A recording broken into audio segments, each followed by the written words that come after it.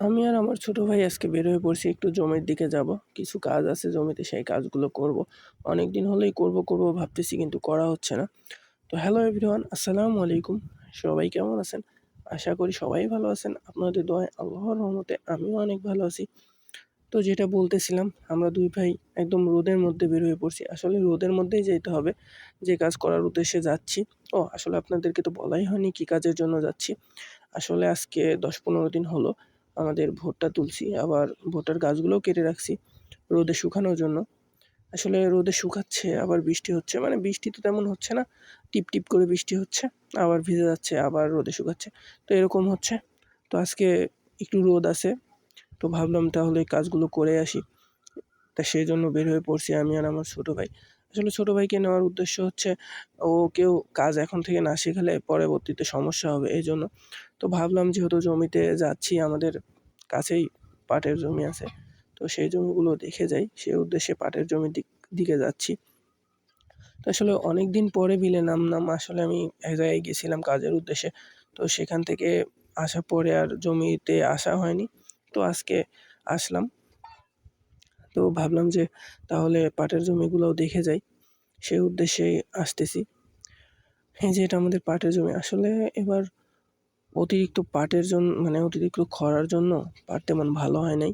তারপরেও যা হইছে, আবার নিড়াতেও পারতেছি না। আর এদিকে যা দেখতেছেন জমিগুলো, এগুলো আমাদের বিশেষ করে এসব জমিতে এখন ধান বোনা হবে। এখন আপাতত পড়েই আছে। তো ধান বোনা হবে। তো আমি এখান থেকে আমাদের পাটের জমি থেকে চলে আসলাম। আমি আগেই আপনাদেরকে বললাম যে জোলার ওপারে যাইতে হবে। তো আসলে সেইজন্যই এখানে ব্রিজের কাজ হচ্ছে। তো ব্রিজটা হলে আমাদের জন্য সুবিধা হয়। ওপারে কাজগুলো আমরা ঠিকমতো করতে পারি। মানে ওপার দিয়ে চাষাবাদগুলো ঠিকমতো করা যায়। আর এপার থেকে ওপারে যাওয়া একটু অসুবিধাই হয়। তো ব্রিজটা হয়ে গেলে আমাদের সব দিক দিয়েই সুবিধা হয়। এদিকে আমার ছোট ভাই আবার পিছে পড়ে গেছে। তাকে ডাকতেছি দাঁড়ায় থেকে। মানে ও ছোট মানুষ তো এত জোরে হাঁটতে পারে না। আমি যতটা জোরে হাঁটতে পারি ও তেমন জোরে হাঁটতে পারে না। তো ওকে ডাকতেছিলাম। ও বলতেছে, "ভাইয়া যাও আস্তে আমি আসতেছি।" তো ও আসতেছে পিছে। যেটা বলতেছিলাম, আসলে এই ব্রিজটা আমাদের জন্য খুবই জরুরি একটা প্রয়োজন। মানে এপারে চাষাবাদ করা আমাদের জন্য পসিবল না। ব্রিজটা হলে আমাদের জন্য সুবিধা হয়। তো এখানে আমি আমার ছোট ভাইয়ের জন্য দাঁড়ায় আছি। এই যে তাকে ডাকতেছি, তার কোনো খবরই নেই, এত পিছে পড়ছে। এই যে দেখতেছেন আমার ছোট ভাই। তো চলে আসছে। তো আমরাও প্রায় জমির কাছাকাছি চলে আসছি। বাড়ি থেকে আমাদের জমিটা প্রায় ১-১.৫ কিলো দূরে। যদিও বিলের ভিতর দিয়ে আসতে হয়, রোদের মধ্যে দিয়ে একটু কষ্টই হয়। তারপরেও কিছু করার নাই, জমিতে আসতে হবে। আর এই কাজগুলো করতে হবে। আর ভুট্টা তোলার সময় তো আমাদের যেটা বললাম যে ব্রিজ নাই, এজন্য আমাদের এপার থেকে মাথায় করে নিয়ে জোলার ওপারে নিতে হয়েছিল। আসলে কোনো একটা কারণে ওটা আপনাদের সাথে শেয়ার করতে পারি নাই। তো আমি যাচ্ছি, আমাদের জমির কাছে চলে আসছি একদম পাশেই। আর একটা জমি পরেই আমাদের জমি। তো আমি কিভাবে কাজগুলো করি দেখেন। আসলে আজকে ছোট ভাইকে দিয়েও কাজ করাবো। আসলে তাকে দিয়েও কাজ করাবো। তার কাজগুলোও শেখা উচিত। কারণ পরবর্তীতে এখন থেকে যদি কাজ না করে, পরবর্তীতে সে আর কাজ করতে চাইবে না। সেজন্য তাকে এখন থেকেই কাজ করানোর ট্রেনিং দিচ্ছি। তো এই যে পাটের জমি পের হলেই তো যেটা বলতেছিলাম যে আসলে এই পাটের জমি পার হলেই আমাদের জমি। আসলে পাটই বুনতাম, তো ভুট্টা লাগাইছিলাম। এখন তো আর পাট বোনা পসিবল না। সেজন্য এখন চাষ-টাস দিয়ে ধান বুনবো। এখানে আমাদের বিলে ধান বলতে আমন ধান হয়, অন্য কোনো ধান হয় না। কারণ আমাদের বিলে দেখা যাচ্ছে পানি নাই করতে আবার এত পরিমাণে পানি হয় যে ধানগুলো ডুবে যায়। তো সেজন্য আমাদের আমন ধানই বুনতে হয়। এই যে দেখতে পাচ্ছেন এটা আমাদের জমি। আমি তো কাজ শুরু করে দিছি। কারণ এই পুরোটা জমির গাছ এক জায়গায় গোছায় নিয়ে তারপরে হচ্ছে আগুন ধরায় দিব। পুড়বে কিনা জানি না, একটু ভিজা আছে। তো দেখা যাক আ পুড়ে কিনা। দেখতে থাকেন। যেটা বলতেছিলাম কি পরিমাণে ঘাস আসলে আমাদের মানে যেটা কি বলবো, আমাদের আশপাশে আশপাশের বিলগুলোর চেয়ে আমাদের বিলের সৌন্দর্যটা অনেক সুন্দর। মানে কি বলবো, অন্যরকম একটা ফিল হয়। আর বিশেষ করে আমাদের তো জমিতে বিলে সব ধরনের চাষাবাদ করা হয়। রসুন, পেঁয়াজ থেকে শুরু করে কি নিবেন আপনি? আর আমাদের জমিতে কি চাষাবাদ করা হয় না? সব হয়। সব ধরনের চাষাবাদই হয়, ফসলই হয় আমাদের জমিতে। আপনার ভুট্টা, কর্ন বলেন, খেসারি বলেন, মসুর বলেন, গম বলেন, যা কিছু আছে সবকিছুই চাষাবাদ করা হয়। তো আমি এদিকে মানে একটু কষ্টকরই হচ্ছে, আর এত পরিমাণে রোদ আর গরম, মানে কি বলবো, আমি তো ঘেমে একদম শেষ, অবস্থা খারাপ আমার।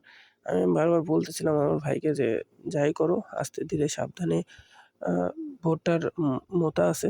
দেখো আমাদের ভাষায় মোতাই বলে।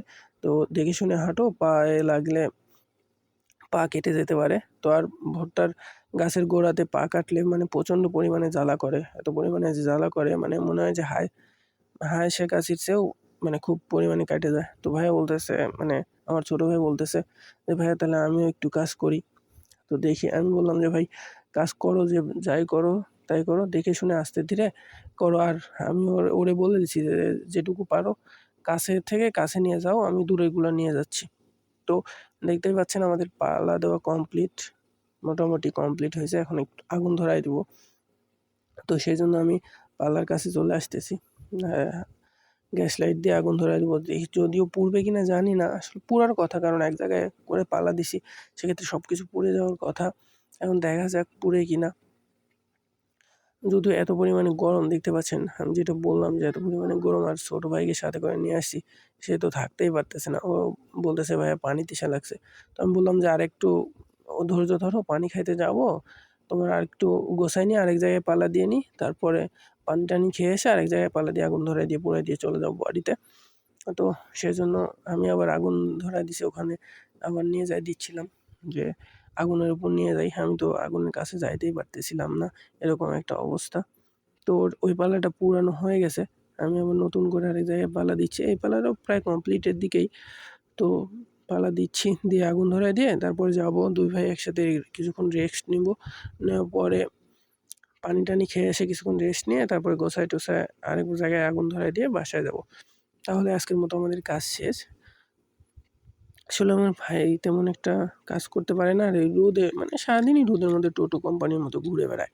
ওইজন্যে আরো নিয়ে আসলাম। এজন্য ওরে নিয়ে আসলাম যে, রোদের মধ্যে টোটো কোম্পানি ঘুরার চেয়ে চলো বিলে চলো, দেখো কেমন লাগে। অ্যা বাড়িতে বসে টোটো কোম্পানির মতো ঘুরো আর খাও। চলো একটু বিলে নিয়ে যাই, দেখো কেমন লাগে। এজন্যই ওরে নিয়ে আসা। আপনারা কি ভাববেন জানি না। কারণ ওরে ছোট থেকে একটু কাজ না করালে পরবর্তীতে ও মানে কাজ করতে চাইবে না। সেজন্য ওরে নিয়ে আসা। যদিও ও অনেক ছোট, তারপরেও ওরে নিয়ে আসা। আমি এই ফালতেও আগুন ধরায় দিছি। দিয়ে এখন ভাইয়া, আমার ছোট ভাই বলতেছে, "ভাইয়া চল তাহলে পানি খেয়ে আসি। এটা পুড়তে থাকুক, আমরা দুজন যেয়ে পানি খেয়ে আসি।" তো আমি বললাম, "চলো।" তো আগুন ধরায় দিয়ে ২ ভাই রওনা দিয়ে দিছি। এই যে দেখতে পাচ্ছেন ২ ভাই চলে যাচ্ছি পানি খাওয়ার উদ্দেশ্যে।